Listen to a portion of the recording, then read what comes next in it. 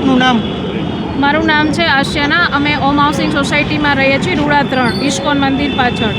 અમારો પ્રશ્ન છે કે પાણી મુદ્દેનો છે. જે અમારે ત્યાં પાણીની કોઈ કનેક્શનની વ્યવસ્થા જ નથી. બોરવેલ છે તો બોરવેલમાં અત્યારે હાલ પાણી જ નથી. તો અમે લોકો 10માં 12માં માળે રહીએ છીએ, ત્યાં સુધી અમારે પાણી પહોંચાડવાનો બહુ પ્રશ્ન મોટો હલ છે. બીજા નંબરમાં કે પાણી અમને દિવસમાં એક જ વાર આપવામાં આવે છે, અને એ પણ 10 થી 15 મિનિટ. તો અમે કેવી રીતે હેન્ડલ કરી શકીએ આ બધું? કયા પ્રકારની સમસ્યા છે? ઘણી બધી સર પ્રક્રિયા તો છે, જેમ કે મેન્ટેનન્સની પ્રોબ્લેમ છે, લાઇટ ઇલેક્ટ્રિક્સની પ્રોબ્લેમ છે. અગાઉ રજૂઆત કરેલી છે? હા, અગાઉ અમે ઘણા દિવસ પહેલાં પણ રજૂઆત કરેલી છે. અમને એવું કહેવામાં આવ્યું હતું કે તમારું નિરાકરણ આવી જશે. આજે રજૂઆત કરવા આવ્યા તો? આજે અમે રજૂઆત કરવા આવ્યા છે, તો એમણે એવું કીધું છે કે વસાવડા સાહેબ જે છે એ અમને ત્યાં 1-2 દિવસની અંદર આ વ્યવસ્થા કરી આપી છે. આપની શું માંગ છે? અમારી માંગ એ છે કે અમને 2 દિવસમાં 2 કે 3 વખત પાણી મળે, અને પાણીના ટેન્કરો ચાલુ થઈ જાય, જ્યાં સુધી અમને પાણીની લાઈન ના મળે. નામ? કમલેશભાઈ ગિરધરભાઈ અડિયા.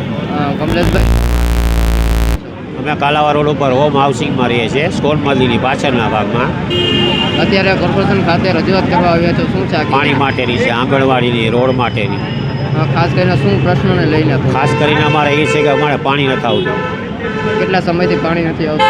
1 વર્ષથી અમે પાણી 2-3 મહિનાથી પાણી નથી આવતું, પણ બહારથી ખરીદી કરીને અમે ટાંકા મંગાવીએ છીએ. અમે રજૂઆત કરી તો એનો કોઈ ઉકેલ અત્યારે આવ્યો નથી. અમે કમિશનર સાહેબ પાસે અત્યારે આવતા હતા, ત્યારે રસ્તામાં સાહેબનો ફોન આવ્યો કે તમારા ટાંકા ચાલુ થઈ ગયા, તમે રસ્તામાંથી પાછા વળી જાઓ.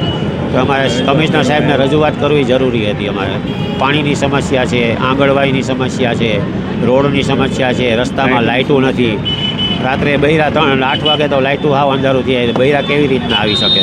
ખાસ કરીને કેટલા સમયથી છે ને આવા ટાઉનશીપ ક્યારે સોંપવામાં આવી હતી? ટાઉનશીપ અમને 2 વર્ષ પહેલાં સોંપવામાં આવી છે, પણ અત્યારે અમે રહેવા 1 વર્ષથી ગયા છે.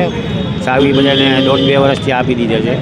ધીમે ધીમે બધા આખું હાઉસિંગ ફૂલ થઈ ગયું છે. હાઉસિંગમાં કેટલા ફ્લેટ? 280 ફ્લેટ છે હાઉસિંગમાં. અત્યારે અમે સરેરાશ 200 જણા રહીએ છીએ, 200 ફ્લેટ રહી છે.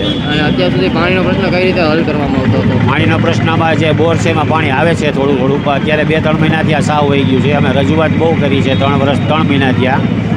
1 મહિનાથી રજૂઆત કરી હતી તો કોઈ જવાબ આવ્યો નહોતો.